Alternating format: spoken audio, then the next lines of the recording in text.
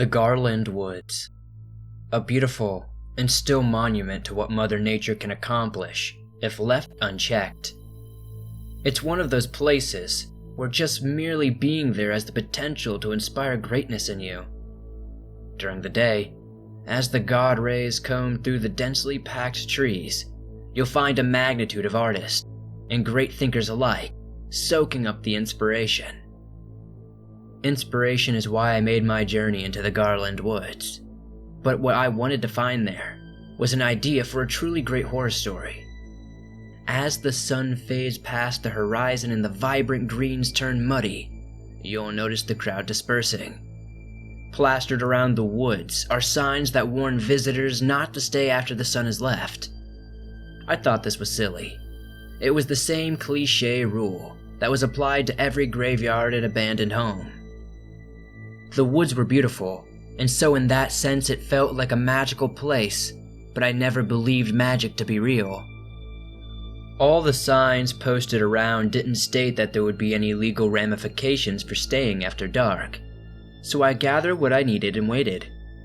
Instead of soaking in the inspiration that the light of the day was offering, I people-watched. I watched as an artist sat on the large extensions of an ancient tree and sketched away.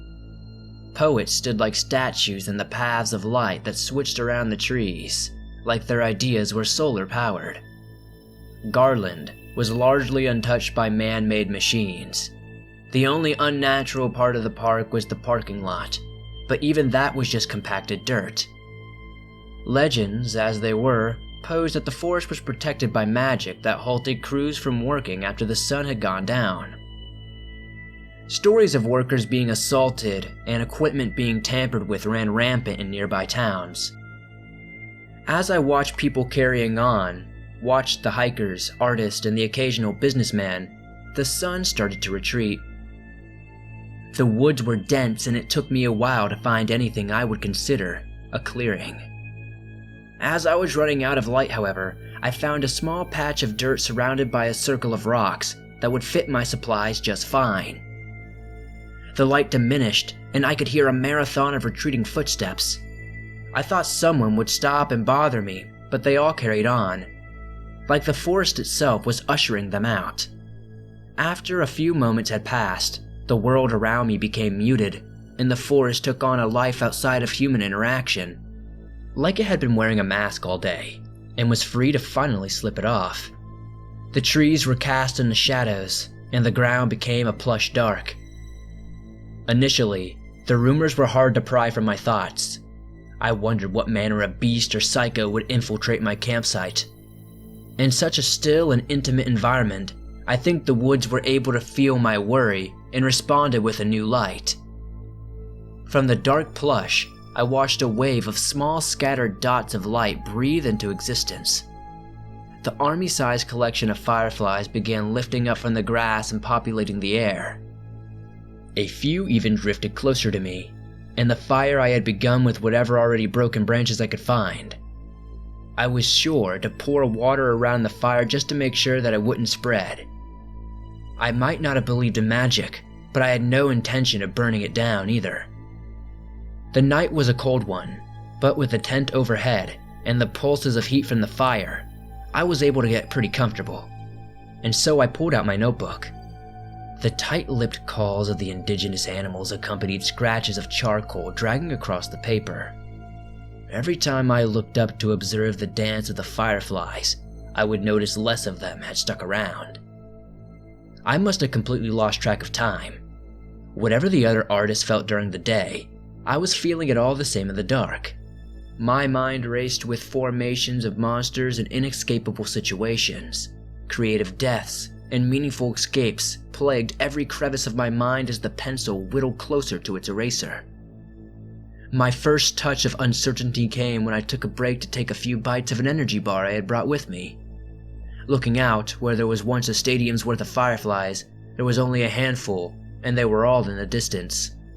It looked like the bugs were trying to hide behind the trees, and as I twisted my head it became clear. I thought it was just a product of the horde dispersing with the trees. A sort of unnerving optical illusion was created. Even as I got back to writing, I couldn't help but shift my gaze from the paper back to the woods.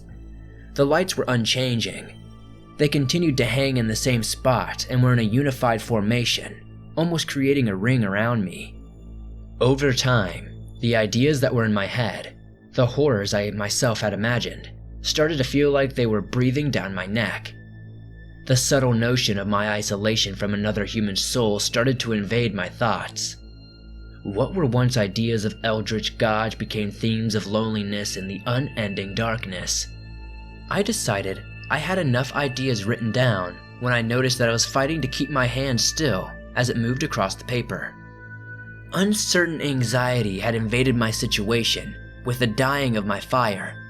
I was ready to get to sleep and let the morning come. Closing the notebook, I stood up and prepared to douse the fire. But the lights, they were much closer.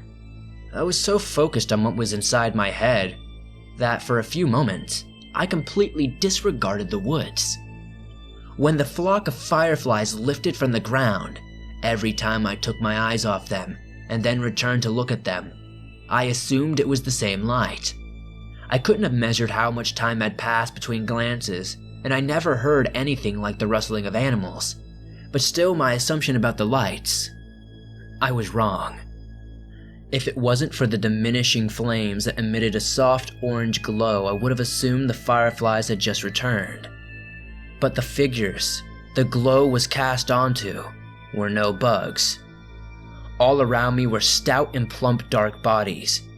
Their only defining feature was the bright yellow lantern-like eyes held in place by bulbous heads.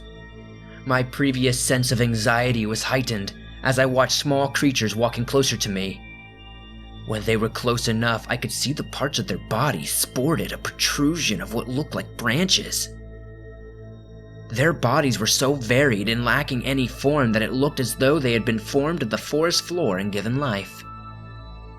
I was completely surrounded by them, with no path to escape when their advance finally halted.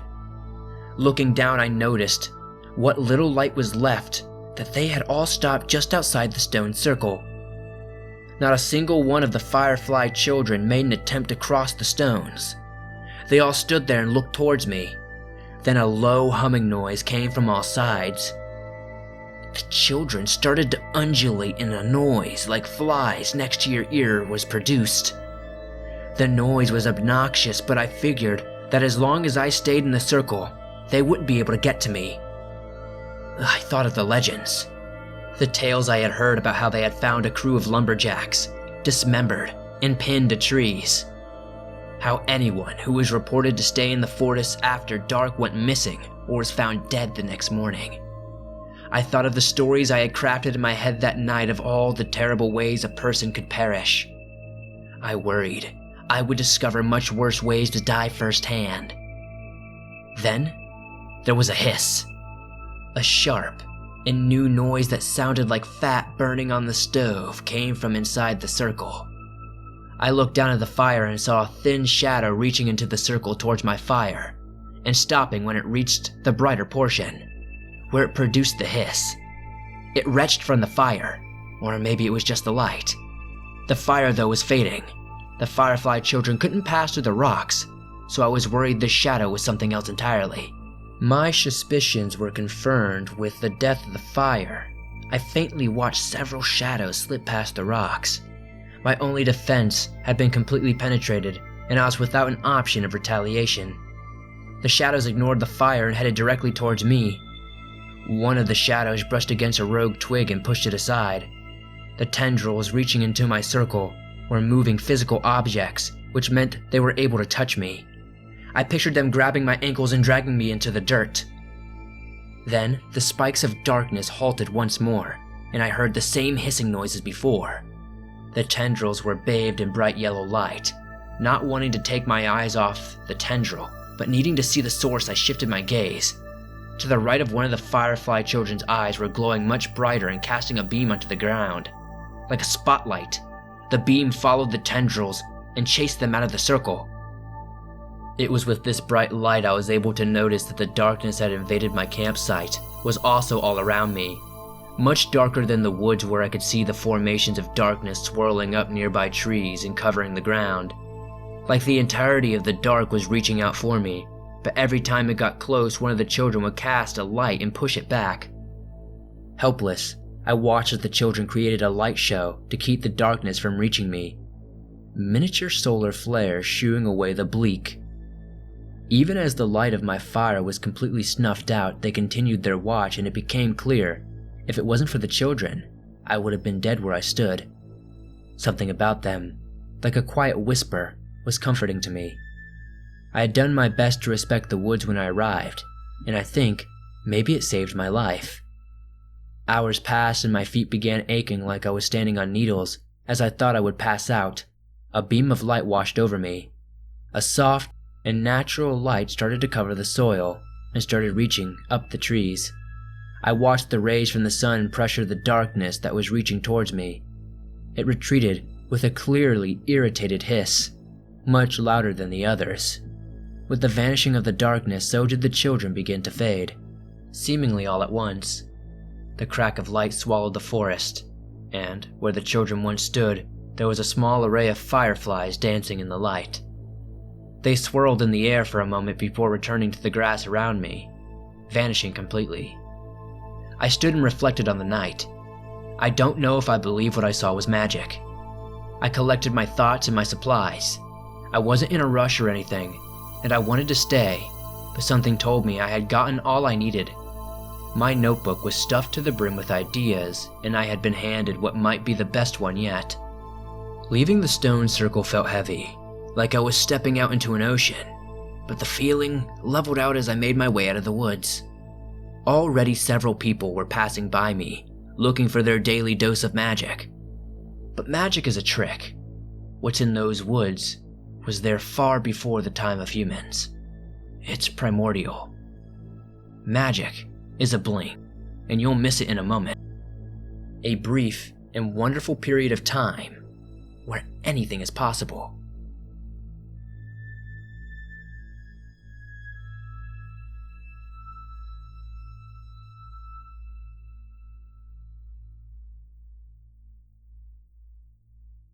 Thanks for listening to this creepy story titled The Children of Garland Woods, written by AuthorJoJo.